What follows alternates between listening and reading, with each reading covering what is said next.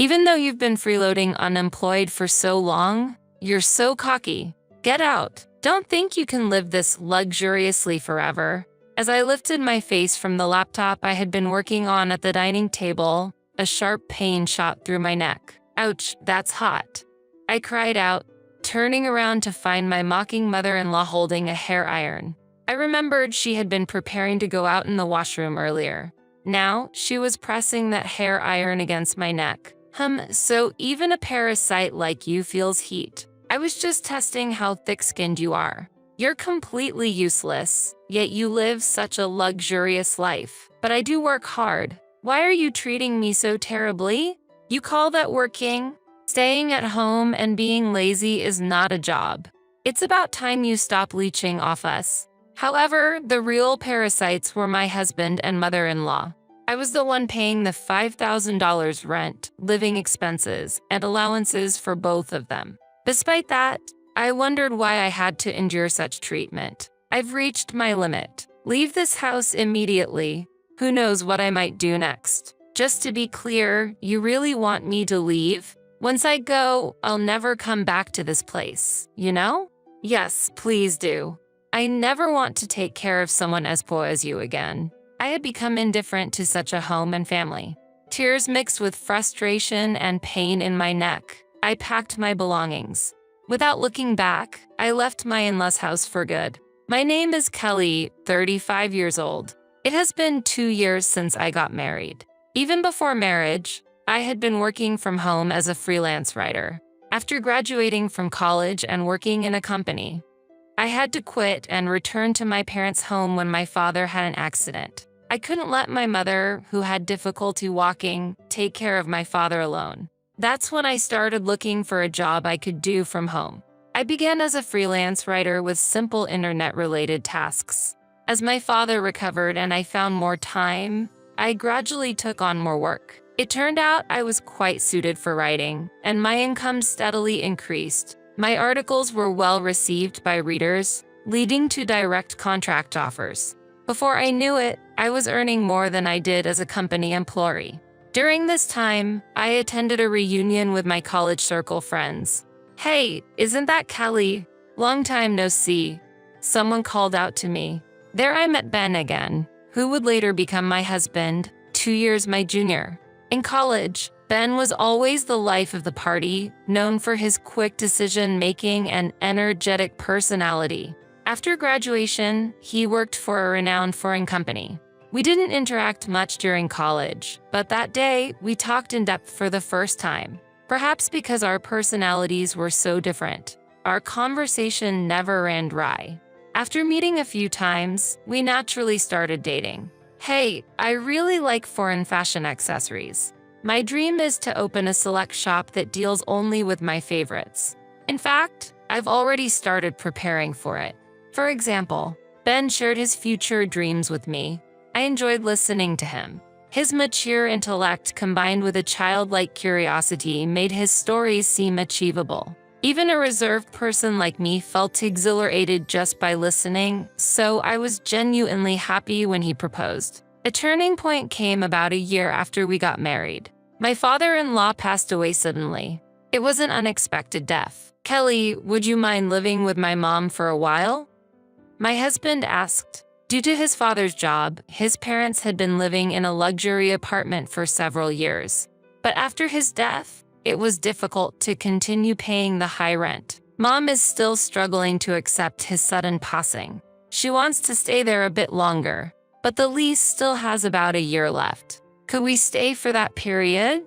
Indeed. It must be hard for your mother to move so soon after your father's passing. We can't leave her alone. Don't worry about the rent. Mom and I will cover it, but since it's expensive, could you help with the living expenses until my father's inheritance arrives? It's fine, no problem. It's a bit on the expensive side, but it's only for a year after all.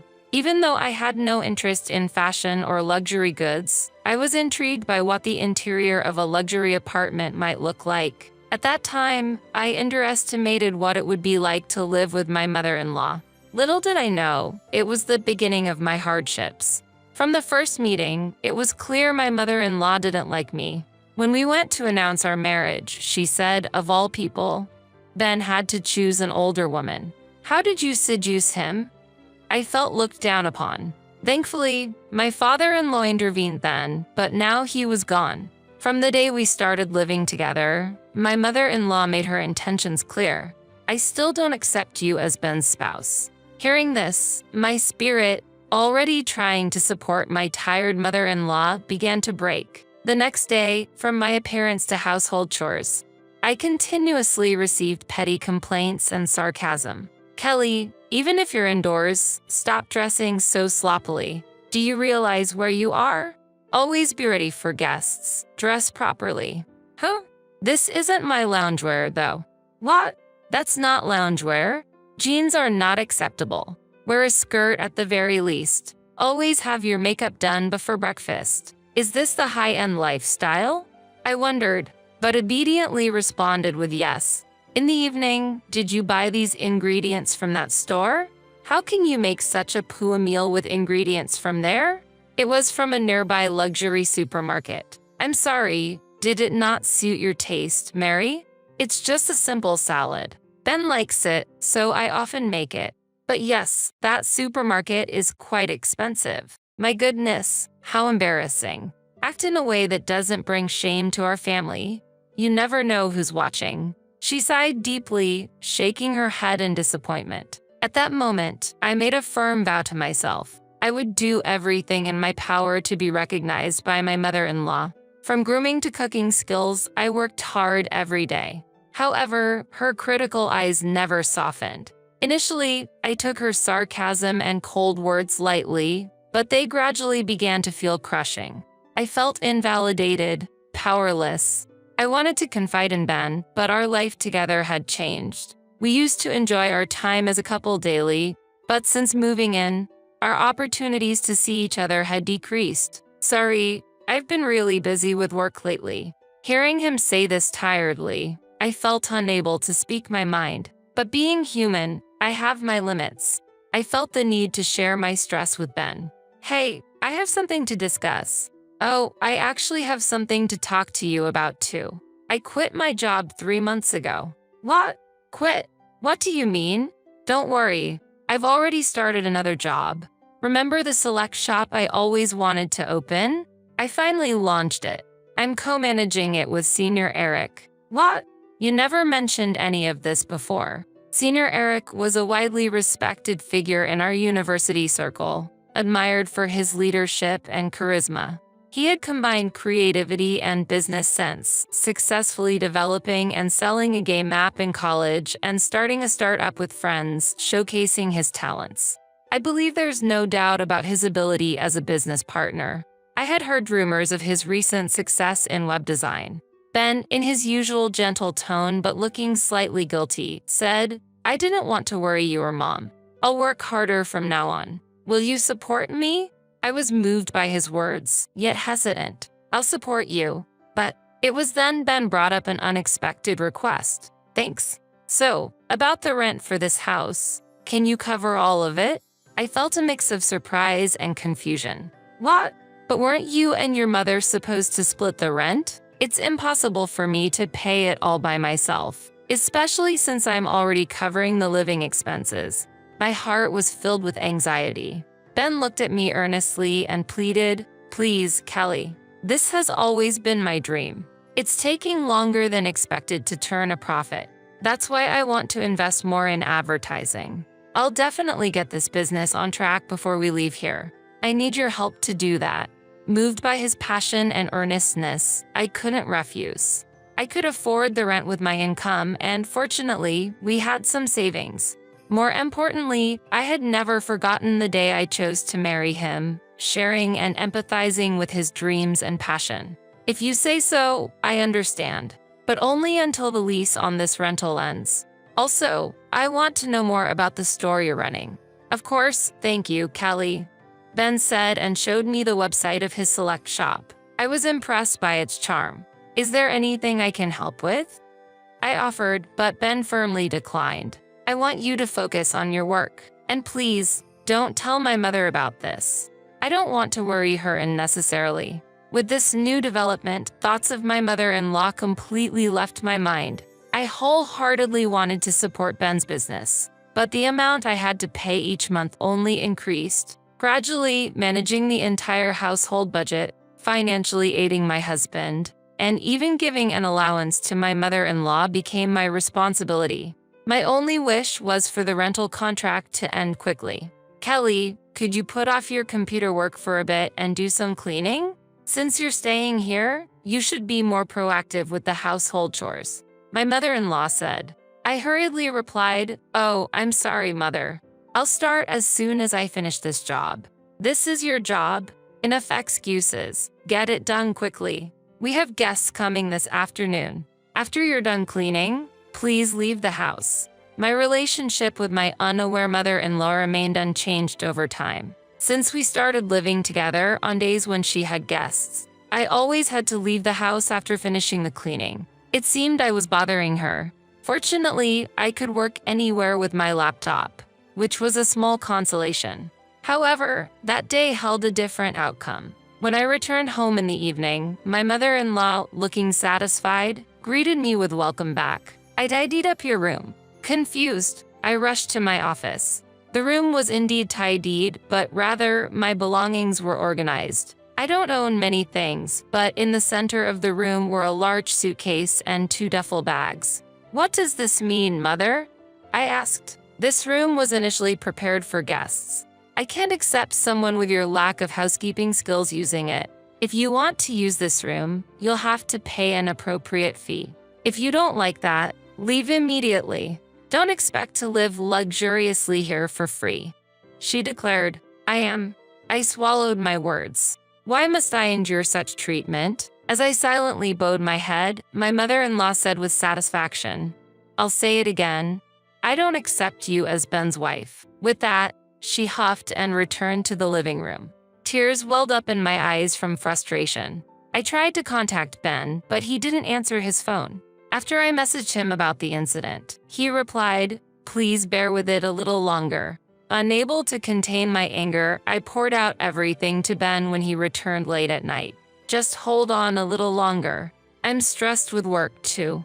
Don't worry about my mother, it's just a bit more endurance," he said. "I'm paying the full rent, and now she wants me to pay for my room too. I can't tolerate her unreasonable demands any longer," I protested. After hearing this, Ben hurriedly tried to calm me. "I'm really sorry. I'll talk to her. Once we leave here, you won't have to see her again. Please, just bear with it for a little while longer," he pleaded. "Soon, and then I'll never have to see her again." Ben's words slightly eased my anger. The next day, Ben seemed to be talking to his mother before he left. We had breakfast together, but there were no usual sarcastic remarks from my mother-in-law. Since my room was tidied up, I decided to continue working at the dining table. "Are you leaving today?" At my mother-in-law's words, I looked up from my computer. Instantly, I felt a sharp pain in my neck. "Ouch, that's hot," I screamed, turning around to see my mother-in-law standing there with a smirk, holding a hair iron. "What are you doing?" I exclaimed. That was all I could say as I held my painful neck and rushed to get a cooling pack from the fridge. Thinking back, my mother-in-law had been getting ready to go out in the washroom earlier. She had used the hair iron she was holding against my neck. "Oh, so you can feel the heat too. I wanted to see how thick-skinned you are. Living such a luxurious life, yet so useless. I work hard too. Why would you do something so terrible? Working? You're just using your at-home job as an excuse to slack off. Nothing but an unemployed person. It's about time you consider our situation and become independent," said my mother-in-law. In reality, I was the one bearing the rent and living expenses. Yet, I couldn't understand why I was being treated this way. Before I knew it, I was glaring at her. "What's with that look? The look of a poor person. I've reached my limit. Leave this house immediately. Otherwise, I don't know what I'll do next. Am I really allowed to leave? I won't come back here ever again, you know? Yes, that's fine. I'm fed up with taking care of poor people like you." Filled with intense pain and disappointment, I cried as I packed my things. Since my mother-in-law had already organized my belongings the day before, it didn't take long. I no longer cared what happened to this house. I left my in-laws' home without looking back. After receiving treatment at the hospital, I went to my usual cafe to calm down. The spacious table arrangement and quiet environment were ideal for focusing on work. As I was contemplating whether to contact Ben, I was suddenly approached. "Kelly, is that you?" To my surprise, it was Senior Eric. "It's been a while. How's Ben doing?" "Senior Eric, long time no see. Ben is in your care. I heard you were the co-owner. Sorry I couldn't greet you earlier," I replied as he furrowed his brow. "Co-owner? What do you mean?" "I just helped with the website design on Ben's request." "Really?" I was shocked. He lied then. "I heard you were the sponsor," Senior Eric said. I was surprised by this revelation. Ben had rented a different apartment and seemed to have worked hard for the first few months. However, he had others manage the inventory and shipping from the beginning. For the online shop's promotion, he didn't do it himself but paid for advertising services. I advised him to do it himself at first, but he insisted it wasn't the role of a businessman. He seemed too fixated on his ideal image of a business owner. As a result, there was no increase in foot traffic or sales, just mounting expenses. Despite this, he gave up too soon. According to Senior Eric, Ben is now deeply involved in internet business, paying high consultant fees. By the way, have you heard about your father-in-law's inheritance? There was quite a bit of debt, not as much as expected. But your mother-in-law is managing her share, so they're financially comfortable. Plus, he said with his wife's good income, even if he fails, they'll be fine. Really? But that funding is also running low. He's been living extravagantly, acting like a business owner, and sometimes treating his juniors. I was at a loss for words. The reason I had to cover my mother-in-law's allowance was that they had used up my father-in-law's inheritance.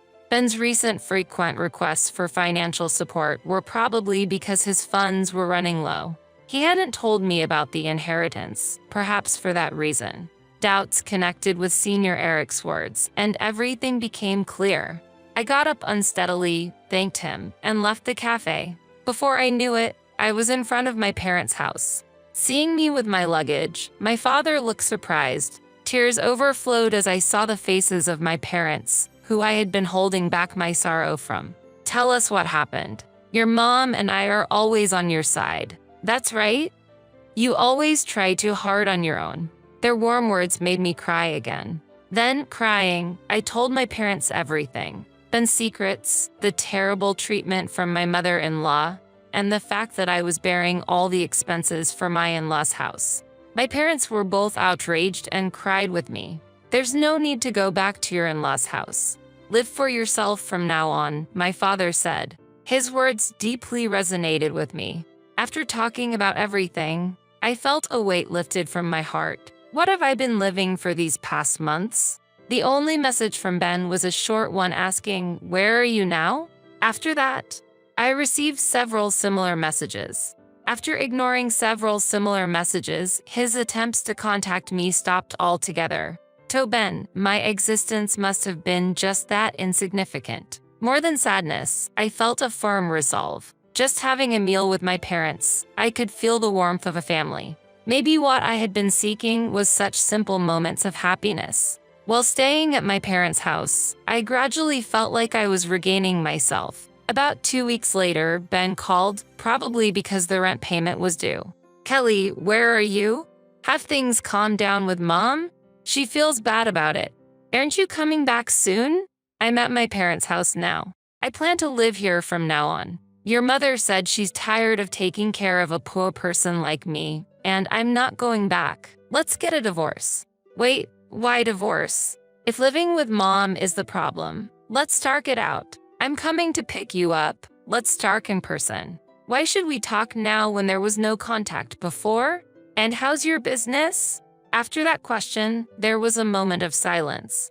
"Actually, I'm seeking advice from someone knowledgeable in business. There might be a big plan realized next month. That's it. Let's go look for a new place to live before that." Ben said, "Don't change the subject. You haven't told me anything important. That's why I don't want to talk anymore. I'll write the divorce papers and send them to you, I said and hung up the phone. However, that night, Ben suddenly appeared at my parents' house. I talked to him through the gap in the door with the chain on. Kelly, please don't be mad. Let's go back. Mom feels bad about it. Come on, stop sulking. Sulking? I was kicked out of the house by your mother. Don't take it seriously. Not take it seriously. Did you know why I left the house? Your mother pressed a hot hair iron against my neck and burned me. I don't know what else might happen, and there's no way I can go back. I brushed back my hair to show him the burn mark on my neck. Did Mom really do that? I'm sorry, I didn't know. Why didn't you tell me? Mom told me it was just a simple fight. I'm really sorry. Are you okay? A simple fight? His flippant words made my anger boil over. I had planned to decide on a divorce without facing him, but my indignation overflowed. I felt the same anger towards both my husband and mother-in-law. I thought of blaming them thoroughly. The outrage in my heart seemed to burn. Anyway, I'm not coming back. You should go home too. I'll contact you again tomorrow. Really? Will you actually contact me? I can't accept a divorce without even discussing it. If you don't contact me, I'll come back tomorrow. Ben said this and left. I prepared and arranged to meet with Ben and my mother-in-law 3 days later in the afternoon. The place for the discussion was a cafe restaurant on the 30th floor of a luxury hotel. On the day, I dressed in a high-end brand dress, revealing my neck and styling my hair up. My mother-in-law looked displeased at the sight of me. Thank you for gathering today. I have reserved afternoon tea, so please enjoy it. I smiled at my mother-in-law and Ben. Ben seemed a bit relieved at my calm demeanor. Soon, tea and small appetizers were served at our table. Before we started eating, my mother-in-law began to speak to me. Kelly, I'm truly sorry about last time. I was wrong. Ben scolded me harshly. You'll forgive me, won't you? I didn't respond immediately and quietly continued eating my appetizer. Then, I turned my neck to show the burn scar. I can forgive you. Not until this scar fades. Also, are you aware that Ben quit his job? Ben shook in surprise. My mother-in-law looked at him in astonishment. What? What do you mean he quit? He's been saying he's busy every day. He's busy, right? Now he's an honorable businessman. Wait a minute. Ben panicked. What do you mean, businessman? Did you start your own business? Ben, explain yourself, as my mother-in-law interrogated him. I smiled contentedly while watching Ben struggle to make excuses. At that moment, the tea stand was brought to our table. I enjoyed the delicious-looking sweets while watching Ben and my mother-in-law argue. The view from the luxury apartment was great, but the view from this 30th floor cafe was also special. By the way, Ben, what have you been engrossed in lately? I heard from Senior Eric that you quit the select shop. Is that true? What? How did you? Ben lost color in his face, looking surprised and scared. Meanwhile, my mother-in-law tightly gripped his arm, confused and repeatedly asking, What happened? Why would you do that? I know everything. Ultimately, you were more obsessed with being a successful person than a businessman, right? Despite having no business sense, you just impulsively went ahead and ended up spending all the inheritance your father left, didn't you? Wait, Ben, what does she mean by that? You used up all the inheritance? Could it be? My mother-in-law's voice was full of suspicion and anger. Yes, exactly. Ben has used up all your inheritance as well, right? So our household finances are completely depleted because of Ben. Hey, stop. Don't talk anymore. Mom, don't worry. I'll find a solution. Ben was frantically trying to control the situation. My Ben I believed in betrayed me so much. My mother-in-law's voice was filled with despair, and she leaned back on the sofa in shock. Her expression was clouded with despair, and she seemed unable to say anything more. I continued speaking calmly while pretending to be unaware. Mary, actually, I have been covering all the expenses for the house. Even the allowance you thought Ben was giving you came from my wallet. In addition to that, I've been paying for Ben's expenses while he's been gallivanting around as a businessman. No way. How could that be? Don't worry, Mom. With Kelly's income, we'll manage. Ben's true intentions were revealed. Don't joke. I heard you're getting into another business. We're already at the bottom, spending money and just playing around. Stop it now. My words were a bit harsh, but in that situation, it couldn't be helped. The cafe fell silent, filled with a heavy atmosphere. I finished the tea left in my cup in one gulp and declared, I can no longer take care of you two who are now penniless. You will need to take care of next week's rent payment. And regarding the divorce, let's proceed firmly through a lawyer. As I stood up, I took out the divorce papers from my bag and placed them on the table. Ben pleaded tearfully, I don't want a divorce. Please, don't do this. But my mind was already made up. My mother-in-law's face was trembling with paleness. Kelly, wait, I'm truly sorry. I had no idea. Without you, we can't survive. Kelly, help us. We're family. The word family coming out at this moment was unexpected, but it was too late. You said before that you didn't accept me as family, didn't you? Mary, as compensation for the burn, I would like you to start with this payment. I hope you still have this men's allowance. Saying that, I left the two of them in the hotel. Ben remained silent, ultimately saying nothing. Looking up at the high-rise floors from the ground, I hope they felt the sensation of being cast down from heaven to earth, marking the end of my revenge. Afterward, we got divorced. Ben resisted at first, but when I threatened to report my mother-in-law to the police, he quickly agreed. I thought I couldn't forgive my mother-in-law, but her disappearance from my sight would erase her from my memory. As long as they stay out of my life, that's enough. For that reason, I demanded a substantial amount from Ben for emotional distress. Later, they apparently moved to a cramped apartment. However, the relationship between my wasteful ex-husband and betrayed mother-in-law seems strained. Aiming for independence, my once arrogant mother-in-law is now reportedly doing part-time cleaning work. I couldn't help but laugh at the thought of that scene. Currently, Ben is struggling with debt and working multiple part-time jobs at night. It seems that working as an employee was more suited to his true nature. The active personality of Ben that I once found attractive was, from another angle, just impulsive and shallow foolishness. Living in the luxury apartment and the inheritance from my father-in-law must have revealed his flaws more clearly.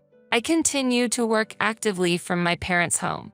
I met with Senior Eric later and conveyed to him the details and my gratitude. He appreciated my writing skills, and now I am receiving work from him. For the time being, I plan to focus on living for myself with my parents.